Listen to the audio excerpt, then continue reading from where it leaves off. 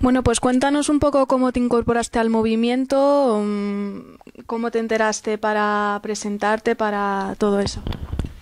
Pues a ver, yo tengo una amiga que fue estudiante aquí en la Carlos III que se llama Olga Mikhailova, que fue luego posteriormente una de las portavoces de la Democracia Real Ya, y bueno, un día me dijo, oye, que estamos montando aquí un grupo de Facebook, como otro cualquiera, como tantos hay, para montar una manifestación. Y yo, bueno, vale, méteme.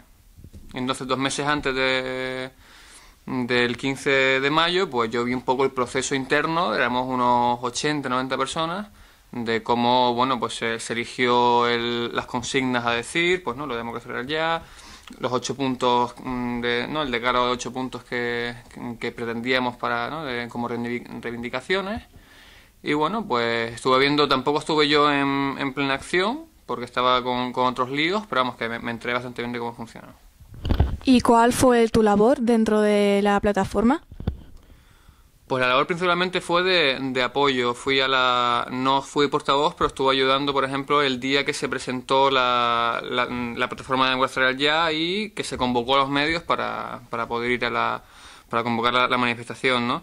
Ahí estuve ayudando. Luego en la misma huelga, también, en la misma manifestación, perdón, también estuve pues como uno más, ¿no? Pues dirigiendo el asunto para que todo saliese bien. Pero la verdad que mi labor no fue de las más activas en comparación con otras personas que ya conoceréis algunos, ¿no? Este año se hacen 2 años ya de la manifestación del 15M y parece como que empezó con mucha fuerza el movimiento, pero que ahora mismo no queda casi nada. ¿Tienes alguna información o algo si pretenden nuevas movilizaciones o si hay cosas pendientes? Es complicado caracterizar porque esto realmente no es un movimiento social estructurado, eso hay que entenderlo, es decir, no hay una estructura detrás que lleve a todas las personas que se consideran indignadas o del 15M que las estructure en un lugar donde puedan hacer reivindicaciones conjuntas. Democracia del Ya se planteó hacer una manifestación, punto. Y después de esa manifestación hubo gente que se quedó por la noche en Sol, hubo represiones y el día siguiente ya ocurrió el tema de las acampadas. Pero las acampadas en ningún momento estaban previstas, en ningún momento. Y la gente de la acampada que la hizo fue otra gente que no estaba relacionada con Democracia Real Ya. Entonces al final hubo una especie de expansión porque luego se hicieron diferentes asambleas, talleres y tal, y cada vez se iba incorporando gente de diferentes lugares con diferentes visiones. Entonces al final era un conglomerado de gente que estaba indignada con su tema propio, aunque evidentemente todos estaban indignados con la situación general del país, ¿no? Y ahí se quedó la cosa. Entonces, como no fue un movimiento estructurado, tampoco era lógico que no iba a tener tampoco una vida propia, porque no iba a tener una continuidad. Entonces Democracia Real Ya siguió por su lado, pero Acampada Sol siguió por su lado y se fueron luego creando diferentes lugares, ¿no? Cuando terminó Acampada Sol, después de un mes creo que fue, se fueron a los barrios. O sea, hicieron una retirada estratégica y se fueron a los barrios. ¿Qué pasó en los barrios? Pues unos barrios que funcionó mejor y que siguen funcionando, por ejemplo, Chamberí, o por ejemplo los domingos se hacen perdón, en el Retiro también se hacen allí asambleas y tal. Sin embargo en otros lugares pues hubo menos gente, lo que sea, y dejó de funcionar. Yo creo que la de Leganés, por ejemplo, creo que está ya medio de retirada. Entonces no es que sea un fracaso o no un fracaso. Los medios de comunicación quisieron llamarle movimiento, no fue un movimiento.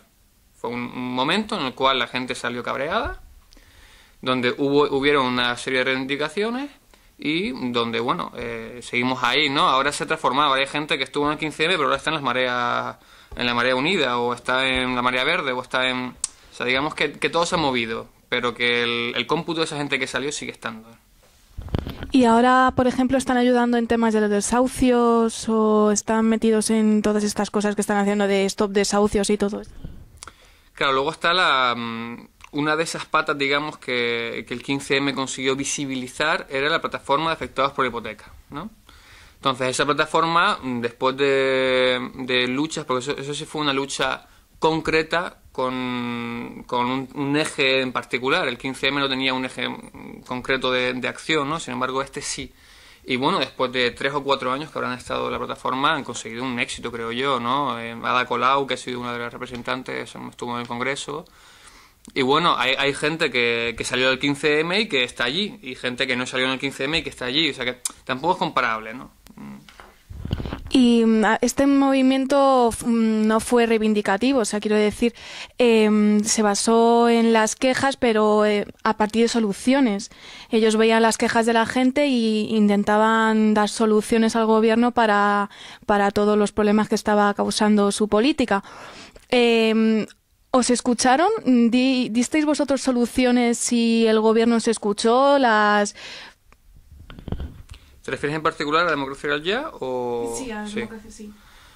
Pues a ver, Democracia Real Ya tuvo principalmente ocho reivindicaciones. Una de ellas os sonará, que es la de la reforma de la ley electoral. Y bueno, había partidos que ya eso lo llevaban reivindicando. Por ejemplo, Izquierda Unida lo llevaba reivindicando desde hace siglos, ¿no? UPyD, cuando se instaló, también consideró que había que reivindicarlo, y el resto de partidos no. Luego los partidos mayoritarios lo han adoptado. Bueno, el PSOE, cuando dejó de gobernar, de repente le interesó la propuesta, cuando dejó de gobernar, que ya Rubalcaba lo dijo, ¿no?, que le interesaba. Otras reivindicaciones, pues bueno, en general no han sido escuchadas. Ha habido, evidentemente, los partidos supuestamente más de izquierda sí intentaron tomar las reivindicaciones y hacer las suyas, y los partidos más de derecha, digamos, pues no, evidentemente no tomaron esto como un movimiento, digamos, serio o de gente, sino incluso, bueno, si vemos algunos medios de comunicación, ¿no?, La Razón y tal, pues nos consideraban golpistas y, bueno, en fin, ya sabes. Y para terminar, para una persona que no supiera qué fue el 15M, que lo viera por la tele pero no supiera nada de... ¿Cómo se lo explicarías? Primero, ha habido es decir, en 2011, después de 3 años del inicio de la crisis y después de que el Partido Socialista nos dijese unas cosas, y a partir sobre todo de mayo de 2010 cambiase por unas llamadas telefónicas que le hicieron otros poderes internacionales a Zapatero, cambiase de política, a partir de ahí estamos en un momento en el cual la crisis cada vez es más... está peor, no hay un fondo, ¿no?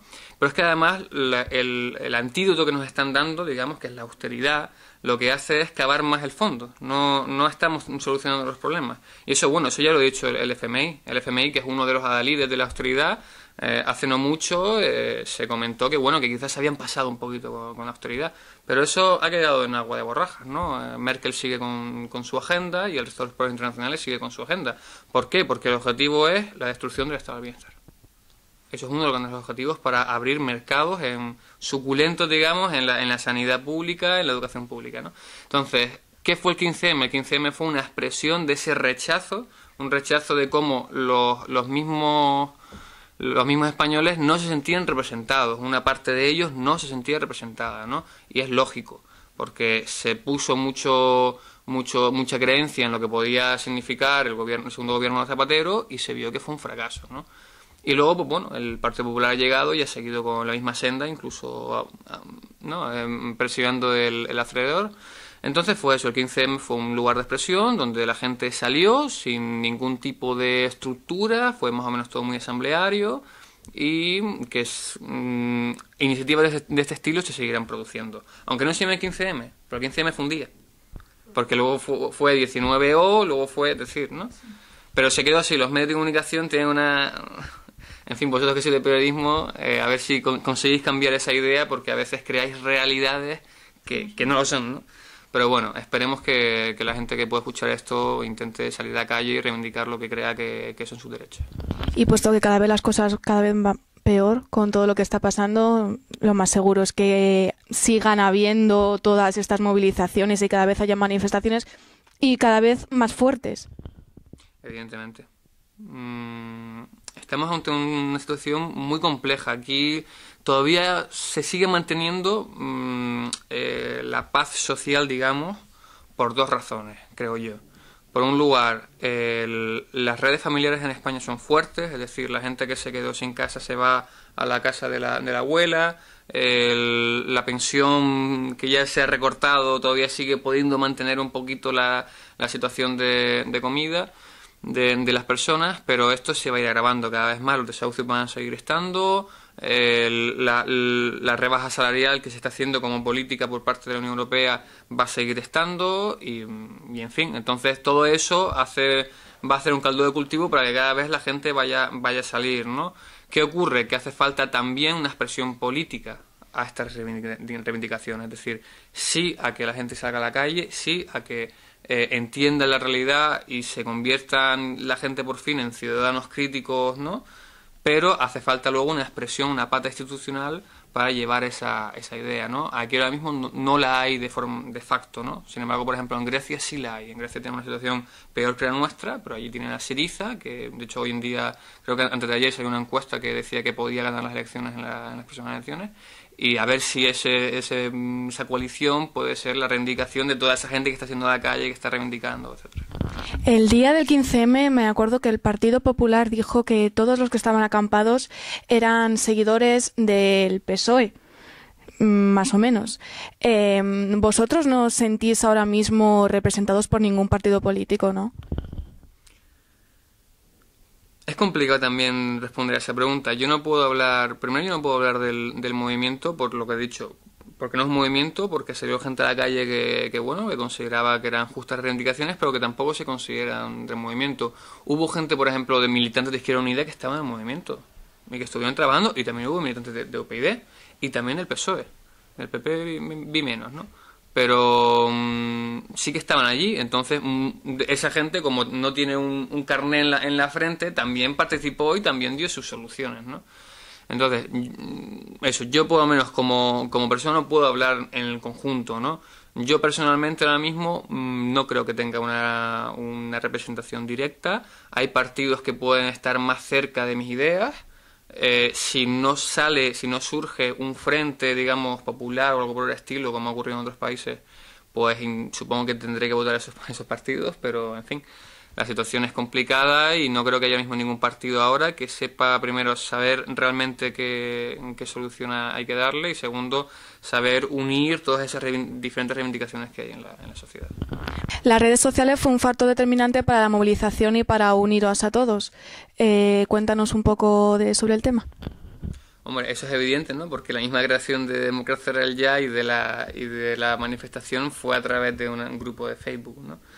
Las redes sociales hoy en día en la Europa occidental, ¿no?, donde hay acceso mayoritario a esas redes, está siendo importante. Es un cambio como lo fue en la época del movimiento obrero, cuando se creó la imprenta, y entonces ¿no?, el movimiento obrero podía ir dando la propaganda a los diferentes obreros para que reivindicasen, ¿no? Pues hoy en día estamos en una situación parecida, ¿no?, donde las redes sociales, aunque en algunos lados nos perjudica, porque también muchas de ellas están controladas, por otro lado nos permite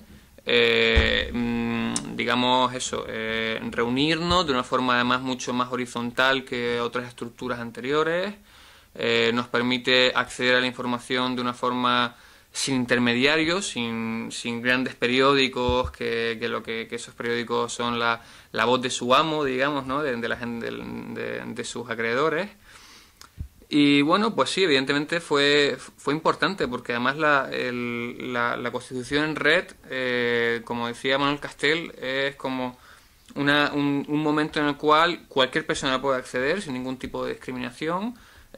Hay además una multinodalidad, es decir, no hay un centro único donde de ahí se dirige el asunto, sino que hay diferentes nodos donde van construyendo en sus parcelas el trabajo, ¿no? Y yo creo que eso es mucho más democrático y mucho más interesante que otras formas de organización anterior, ¿no? Pero sí, el impacto de las redes, por lo menos en Europa, es también una cosa que quiero matizar. No podemos comparar el caso de Egipto o de Túnez, que también se dijo en los medios que fueron a través de un Twitter y tal. Eso no es cierto. O sea, allí sí se ven, hubo manifestaciones mucho antes, hubo reivindicaciones mucho antes, y la gran mayoría de la población no tenía acceso a esas redes, que también fue importante las redes, sí, pero no podemos hacer un paralelismo entre una sociedad tan distinta como la de allí con la de aquí. Aquí yo creo que sí ha sido y que será un elemento a seguir, ¿no? Porque ayudó a movilizar a mucha gente. ¿Cuánta más o menos había en la plaza el día 15M? 200.000 más o menos, ¿no? Aproximadamente. Siempre es complicado A mí me gustaría que hubiese no sé, un órgano independiente del Estado, independiente, que tuviese el mecanismo para poder realmente ver cuánta gente, no calcular, siempre es una estimación, nunca se puede hacer calcular cuánta gente había. La delegación del gobierno dijo que bueno, que había muy pocos, eso no es cierto, y hubo gente del 15M que dijo que había medio millón, tampoco es cierto, ¿no? Siempre hay dos extremos. Vamos, yo a ojo, digamos, después de haber ido a muchas manifestaciones y sobre todo en Madrid, donde ya la misma, ¿no? El Neptuno, la parte de Sol, etcétera, se puede más o menos ver cuánta gente hay, habría en torno a 200.000 personas, más o menos. Pues muchas gracias.